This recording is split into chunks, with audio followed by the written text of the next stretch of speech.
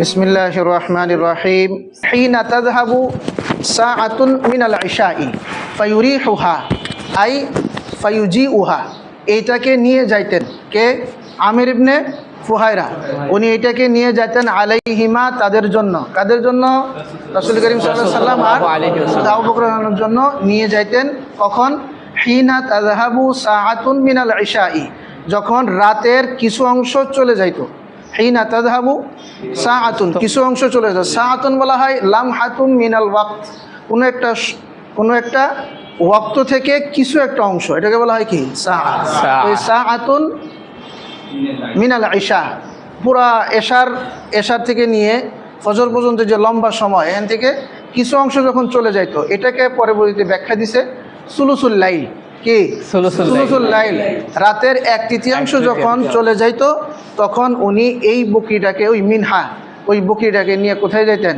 ওই পাহাড়ে যাইতেন, জাবালে সাউরে। ফাইবিতানি ফি রিসলিন ওয়া হুয়া লাবানুন মিনহাতুহুমা ওয়া রাদিফুহুমা। ফায়াবিতানি, উভয়ে রাত্রি যাপন করতেন। কারা? রাসূল করিম সাল্লাল্লাহু আলাইহি ওয়াসাল্লাম এবং উন্নত মানের দুধ, এটা বলে কি? রিসলুন। আর বলতেছে দেখো, ওয়া হুয়া লাবানু মিনহাতিহিমা, এটা হচ্ছে ওই দুধ যেটা ওই মিনহা বোন। রাদিফুন শব্দের অর্থ হচ্ছে, আগের যুগে তো আমাদের এখনকার মতো কি নাই, চুলা নাই। জি, কি নাই? চুলা নাই, চুলা ছিল না, উন্নত জাতের চুলা, উন্নত মতো চুলা ছিল না। তারা কি করতো? পাথরে পাথরে ঘষা দিয়ে পাথরকে গরম করতো। আচ্ছা, পাথরে পাথরে ঘষা দিয়ে পাথরকে কি করতো?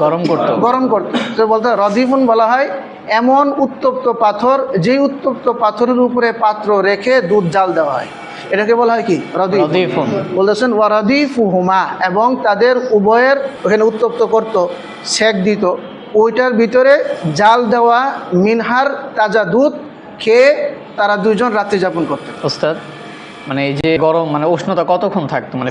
মানে এমন উষ্ণতা যতটুকু খাওয়ার উপযোগী। কিছু গরম তো বেশি আছে কি একদম খাওয়ার উপযোগী, অনুপযোগী। এত গরম না, আবার এত ঠান্ডাও না। নর্মালি একটা মানুষ যতটুকু খাইলে, দুধ যতটুকু গরম খাওয়া দরকার, ততটুকুই কি গরম হইতো।